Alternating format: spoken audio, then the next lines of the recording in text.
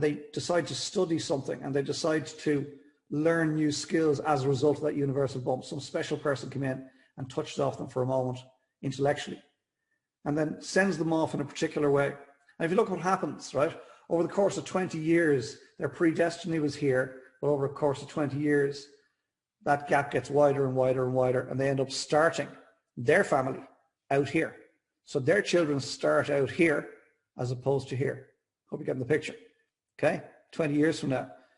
And then their children start out over there. And their children start out over there.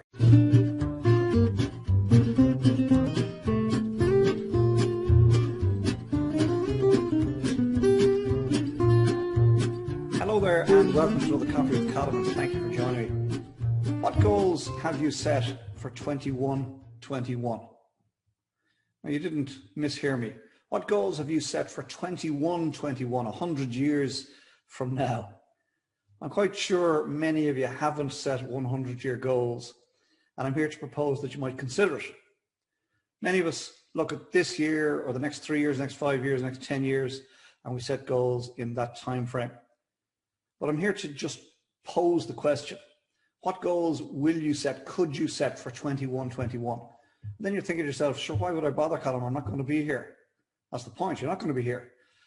So what I want you to consider is that whatever you do today is actually going to have an impact 100 years from now, for better or for worse, good or bad. It's going to have an impact 100 years from now. I touched on this particular topic during the week with a couple of people that I met, and I think we all found the conversation quite interesting. But the reality is that you and I are doing stuff. We're having an impact on the world around us, for better or for worse, doing what we do naturally.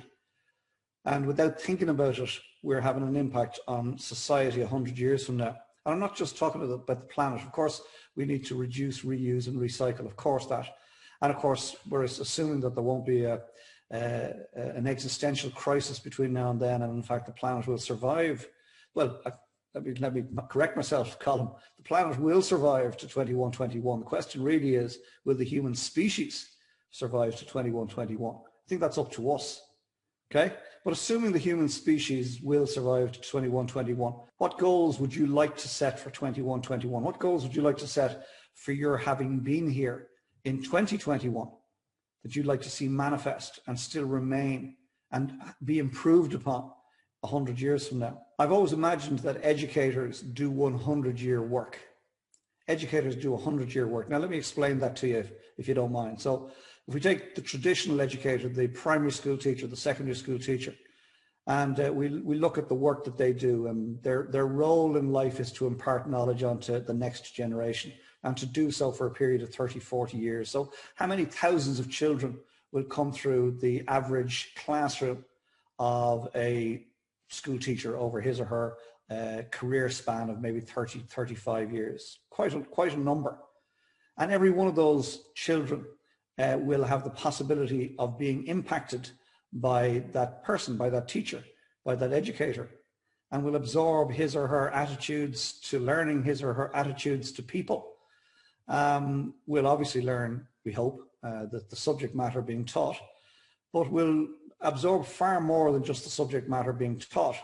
And if the teacher has a passion for education rather than just teaching a curriculum, if they instill in the child a passion for learning, well, then that child can go on and learn wonderful things and do wonderful things. And I always imagine that, you know, a child brought into this world in a particular set of circumstances, Warren Buffett calls it the ovarian lottery, arrives into a household completely beyond its control. It lands here on earth in a particular society at a particular time and finds itself with a particular parentage, and finds itself with or without siblings, and finds itself going through an education system. And in that journey of that child becoming an adult, will bump into all sorts of people. But in many instances, society sort of sets a predestination in front of a child. So take a child born into very difficult circumstances, perhaps in a lower income area. Well, many times the society, the community within which that child is born into, the predisposition of it, the predestiny, if you like, of children born into those circumstances is often largely the same. It is expected that they will go to a certain level in school and not beyond. It may be expected that they don't go to college. It may be expected that they might end up having trouble with the law. It may be expected that they might not go to work because perhaps their parents didn't work and their parents before them didn't work. And that's completely beyond the child's control. So that child is thrust into an education system and hopefully at some point bumps into somebody on that journey who shows them a different way. And for some children, that universal bump, as I like to call it, will be enough just to nudge them slightly off their predestined end, which would have been here. And if you look what happens, so somebody comes into their life and nudges them in a slightly different way and shows them something, shows them a passion for something, art, woodwork, reading, mathematics, I don't know, something, right? People. And that shows them a different way to what they're experiencing in their day-to-day life out here. But it flicks a switch and it sparks their curiosity. And they begin to sort of, pick at that itch, scratch at that itch over time. And they decide to study something and they decide to learn new skills as a result of that universal bump. Some special person came in and touched off them for a moment intellectually and then sends them off in a particular way. And if you look what happens, right, over the course of 20 years, their predestiny was here, but over the course of 20 years, that gap gets wider and wider and wider, and they end up starting their family out here. So their children start out here as opposed to here. Hope you're getting the picture. Okay, 20 years from now. And then their children start out over there. And their children start out over there. Ladies and gentlemen, that's 100-year work. That's 100-year work right there. So maybe you're thinking, well, Colm, I'm not a teacher. Well, I suggest you are a teacher. I think we're all teachers. You mightn't be paid to educate children in the classroom, but your influence is being felt in your family, in your community. Perhaps you have a skill that you could teach others in your spare time for free. You play the piano, teach somebody else to play the piano. There's 100-year work right there. Teach somebody else to play the piano. They're likely to teach somebody else to play the piano, and so on, right? You love soccer, volunteer and teach soccer on the weekends, or rugby, or hockey. What skill set do you have? Or teach art. What skill set do you have that unless you pass it on to somebody, it will die with you? So I'm here to ask you, what is your goal for 21-21? You won't be around. That's irrelevant. You won't be here to see it. But I think you know what I'm saying here. You know that your influence will be felt for better or for worse. Are you leaving breadcrumbs for other generations to follow? Or are you carefully covering over your tracks so that nobody can learn what you know because you think that's going to give you an advantage? So what is it that you are doing today in 2021 that you hope will be part of your legacy and will feed in, and the reverberations from it will be felt in 21-21?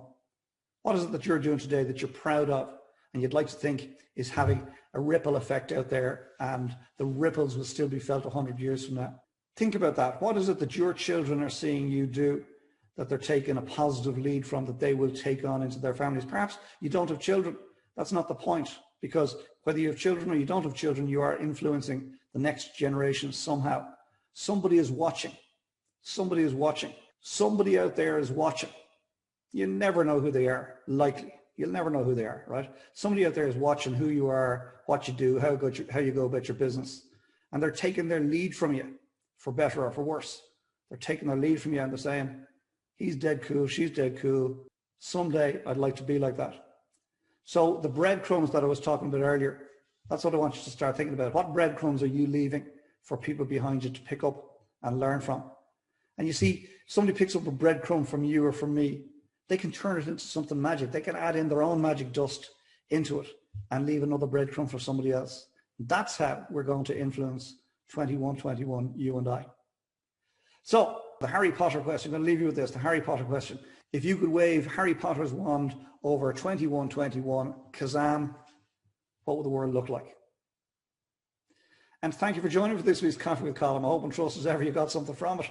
Please consider what's been shared here today and apply it into your thinking for this next week or so. And then very importantly, come back next week and we'll share another coffee together, and I'll ruminate on some other aspect of life and business. Between now and then, get some great coffee get some fresh air, get some R&R. If you spend too much time with people, please take some time out. And I know with people means probably online, but please take some time off screen and spend some time with yourself, get to know yourself a little bit better. And then when the time is right, and only when the time is right, get your head back in the game, get organized for the week ahead, get stuck in, make next week count. And I'll see you here this time next week for another Coffee with Colm. Slán. Oh, I love great coffee. Talk to you soon. Bye for now.